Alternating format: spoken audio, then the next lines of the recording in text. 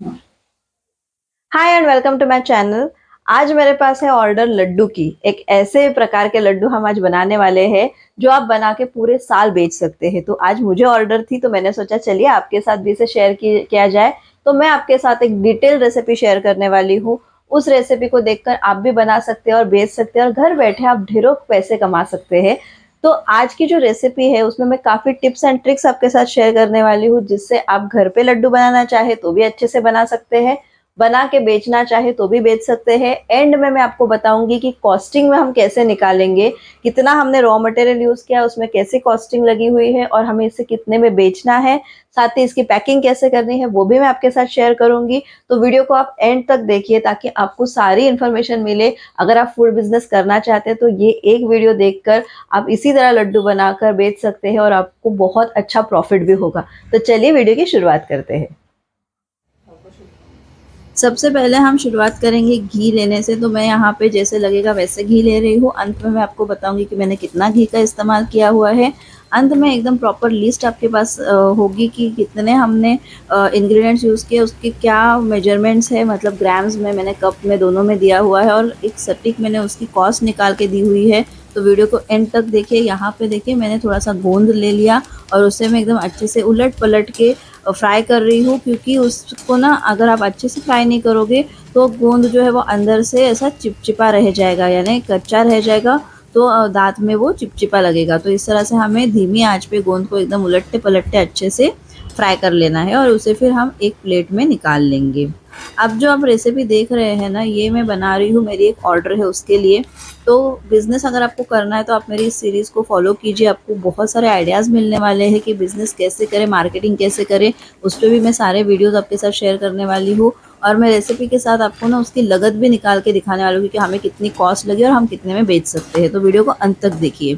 यहाँ पे मैंने थोड़ा सा जो घी था उसमें ही काजू और बादाम दोनों को ही मैंने अच्छे से फ्राई कर लिया है। या ये आप स्किप ना करें, फ्राई करने से ही इसकी टेस्ट जो है वो अच्छी आती है। और हमेशा याद रखिए हमारे जो प्रोडक्ट्स है ना, वो अगर अच्छे नहीं बने तो कोई रिपीट ऑर्डर हमें नहीं देगा। तो ये बहुत ज़रूरी है कि हमारा जो प्रोडक्ट है वो बहुत टेस्टी और अच्छा हो, साथ ही वो अच्छी चीज़ों में बना हो। मैंने जो भी इंग्रेडिएंट्स इस्तेमाल किए वो सारे अच्छे क्वालिटी के इंग्रेडिएंट्स है। अब ये जो मैंने डाला है ये है खारीक पाउडर, यानी कि ड्राई डेट्स पाउडर। ये आपको ऑनलाइन भी मिल जाती है और आपको किसी भी शॉप में भी मिल जाएगी। तो उसे भी मैंने अच्छे से भून लिया है और इसे भी निकाल के मैं साइड में ठंडा होने के लिए रख दूंगी। तो इस तरह से मैंने जो भी इंग्रेडिएंट्स लिए हैं उसकी मैंने एकदम एंड में आपको प्रॉपर लिस्ट दी हुई है। वीडियो को एंड तक देखिए। यहाँ मैंने ले लिया है सूखे नारियल का बूरा। तो ये जो है वो आपको शॉप्स में मिल जाएगा। अगर आप ये नहीं इस्तेमाल करना चाहते और घर पे उसको नारियल ला के आप अगर बनाना चाहते हैं तो वो भी आप कर सकते हैं, लेकिन आपको दुकान में भी आसानी से ये मिल जाएगा। इसे एकदम अच्छे से भूनना बहुत ज़रूरी है। अगर आप इसे अच्छे से भूनते हो ना तो लड्डू बहुत देर तक, यानी काफ़ी दिनों तक अच्छे से टिक पाएंगे, नहीं तो वो जल्दी ख़राब हो जाएंगे। तो ये ना छोटी छोटी टिप्स है, ये अब इम्पॉर्टेंट है। एकदम लो आंच पे हमें इसे अच्छे से भूनना है। देखिए रंग बदलने तक मैंने इसे भून लिया है। अब इसे मैं साइड में रख दूंगी ताकि ये ठंडा हो जाए। और ये जो टिप्स है ना, इसी से आपके जो प्रोडक्ट्स है वो अच्छे बनेंगे। तो इसे ज़रूर अब अपने प्रोडक्ट में इस्तेमाल कीजिए, स्किप ना करें। अब यहाँ मैंने दूसरा भगोना ले लिया, उसमें मैंने ले लिया है आटा। ये है गेहूं का आटा। इसे हम थोड़ा सा पहले ड्राई रोस्ट करेंगे और फिर हम इसे घी डाल के अच्छे से रोस्ट करेंगे। तो घी भी जैसे ज़रूरत पड़ रही है वैसे मैं डाल रही हूँ। अंत में मैं आपको पूरा मेजरमेंट घी का भी दे दूँगी। साथ ही सारी चीज़ों की मैंने कॉस्टिंग निकाली हुई है। वो कॉस्टिंग के साथ आपको कितनी कॉस्टिंग लगी इसे बनाने के लिए वो सब मैं शेयर करने वाली हूँ। तो वीडियो को एंड तक देखिए और आप ना उसका स्क्रीनशॉट निकाल के रख सकते हैं, जिससे आपको समझ में आएगा कि इंग्रेडिएंट्स की क्वांटिटी भी क्या है, यानी रेसिपी की भी आपको प्रॉपर मेजरमेंट्स मिल जाएंगे, साथ ही आपको उसकी कॉस्टिंग भी मिल जाएगी। तो आप बेचना चाहो तो उस हिसाब से बेच सकते हैं। आप घर पे इसे बनाइए और अपने हिसाब से आप चीज़ों को थोड़ा सा चेंज करके भी लड्डू बना सकते हैं, अपनी रेसिपी भी कर सकते हैं और उस हिसाब से कॉस्टिंग निकाल कर अपने प्राइसिंग पे भी इसको बेच सकते हैं। अब यहाँ पे आटा जो है ना उसको भी अच्छे से भूनना ज़रूरी है। मैंने जैसे कहा कि तब अगर आप अच्छे से भून लोगे ना चीज़ों को तो फिर आपका जो लड्डू है ना वो ज़्यादा दिनों तक अच्छे से टिक पाता है।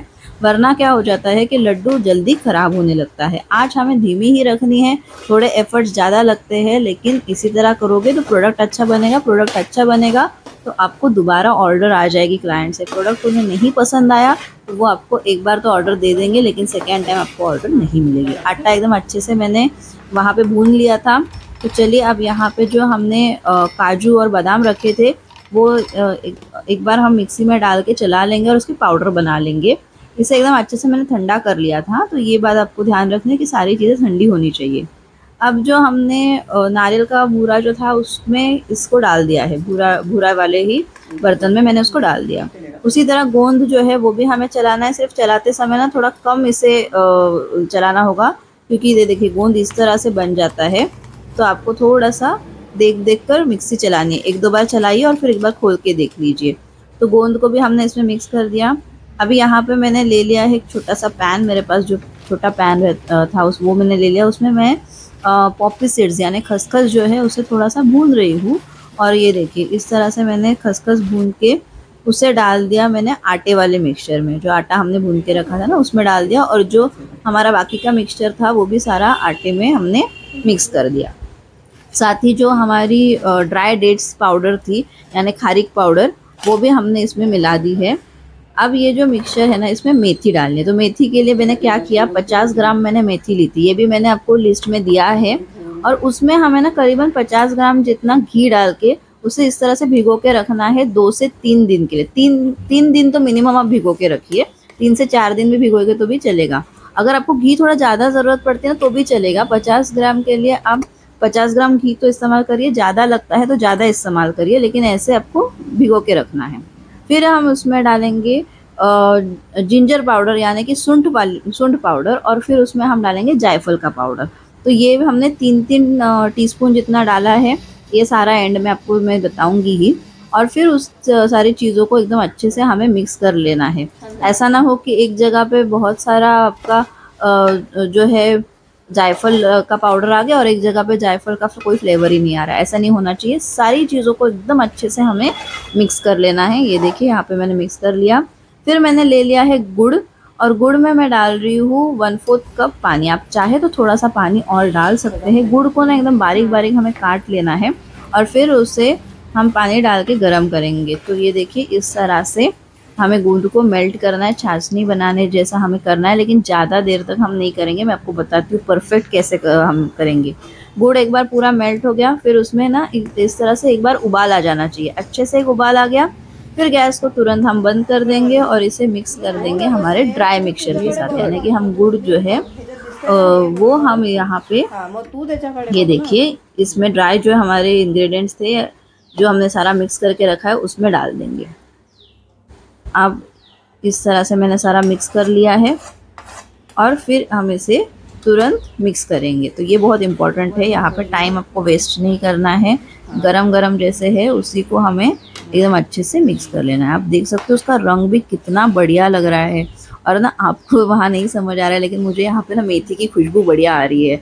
अब मेथी भी है ना, कुछ क्लाइंट्स को ज़्यादा मेथी भी पसंद आती है, तो वो आप ना अपने हिसाब से थोड़ा कम ज़्यादा कर सकते हैं। तो वो आप एक बार ट्राई करिए और फिर आप उसे कम ज़्यादा जो भी आपको करना है ना वैसे कर सकते हैं। देखिए कितना बढ़िया मिक्सचर बन चुका है। थोड़ा सा 2-5 मिनट के लिए रुकेंगे और फिर तुरंत इसके लड्डू बनाएंगे, क्योंकि थोड़े गर्म होते हैं ना तभी बनाने चाहिए, वरना ये एकदम ही ड्राई होने लगेगा। तो इस तरह से देखिए हमने गरम जो लड्डू है वो बनाने की शुरुआत कर दी है। अब हम लड्डू बनाएंगे यानी उनको शेप करेंगे। तो ये इस तरह से आप बना के बेच सकते हैं। आप चाहे ना तो पहले थोड़े से बना के सैम्पलिंग के लिए आपके पहचान वाले लोगों में दे सकते हैं। अगर वो कहते हैं ना जैसे नहीं हमें कम कड़वा लग रहा है या हमें ये कम लग रहा है या वो कम लग रहा है, तो आप उस हिसाब से ना आपकी रेसिपी में थोड़े चेंजेस भी कर सकते हैं। तो वो एक टिप है मेरी तरफ से कि आप जब बिज़नेस करो तो ये सारी चीज़ें भी किया करो, ताकि आपके जो प्रोडक्ट्स है वो टाइम टू टाइम बहुत अच्छे बनते जाए। ऐसा नहीं है कि आपका प्रोडक्ट जो है वो एक बार मंगाया तो दूसरी बार कोई मंगाए नहीं, बार बार लोगों ने ये मंगाना चाहिए। तो इस तरह से देखिए सारे जो लड्डू है उनको मैंने एकदम अच्छे से शेप कर लिया है। अब उन्हें थोड़ा हम ठंडा कर लेंगे, फिर उसके बाद में मैं आपको बताती हूँ वेट। तो ये देखिए ये वेट है, जो प्लेट है उसको हम टार कर लेंगे। और एक जो लड्डू है वो करीबन हमारा 37 से 39 इस रेंज में है, ठीक है। और टोटल जो है वो करीबन 1300 हो गया है, मतलब मैंने राउंड फिगर पकड़ लिया था 1300।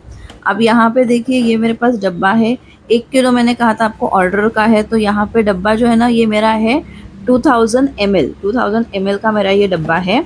ऐसे अलग-अलग साइज़ेस के डब्बे आते हैं, तो वो आपको लेकर आने हैं। आप जैसे चाहे वैसे पैकिंग कर सकते हैं। अगर आपकी पैकिंग्स ही ऐसी है कि 200-200 ग्राम की आपकी पैकिंग है या आधे-आधे किलो की पैकिंग है, तो वो आपके हिसाब से है। मेरे पास जब ऐसे डायरेक्ट ऑर्डर होते हैं कि 1 किलो मुझे चाहिए, तो मैं 1 डब्बे में पैक करके देती हूँ। अभी ये जो मेरा है वो लोकल ऑर्डर है, तो इसे मैं ही जाके डिलीवर करूँगी, तो मुझे इसके आगे कुछ पैकिंग करने की ज़रूरत नहीं, एक थैली में डाल के मुझे उनको दे देना है। तो इस तरह से मैंने देखिए डब्बा जो है वो पैक कर लिया। अब मैं इसे डिलीवर कर दूँगी। अब आप आगे देखिए कि हम कैसे लागत निकालते हैं। अब यहाँ पे मैं आपको दिखा रही हूँ कि हमें क्या लागत लगी। तो मेथी के लड्डू बनाने के लिए हमने मेथी पाउडर जितनी इस्तेमाल की 50 ग्राम, उसके यहाँ पे मैंने कॉस्ट निकाल ली है।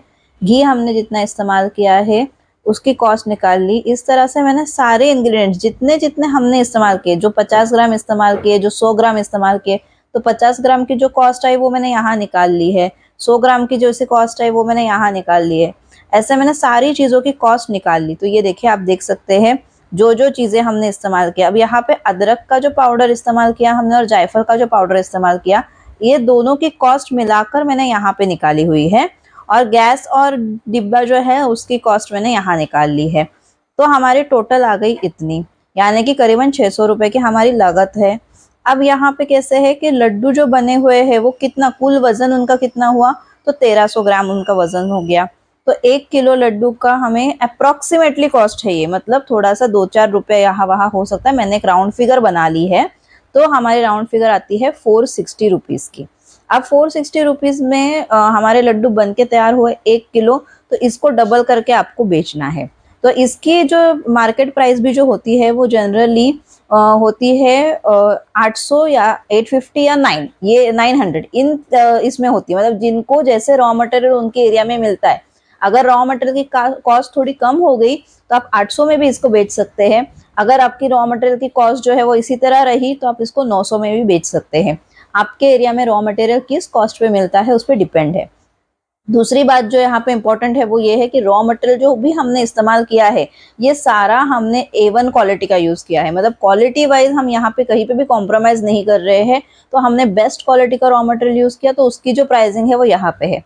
अभी इसमें भी क्या होता है, अगर आपके पास थोड़ा ज़्यादा ऑर्डर है और आप रॉ मटेरियल जो है वो बल्क में ले रहे हैं, ज़्यादा ले रहे हैं, तो आपको वो जो शॉपकीपर है, दुकानदार जो है वो थोड़ा कम करके दे सकता है।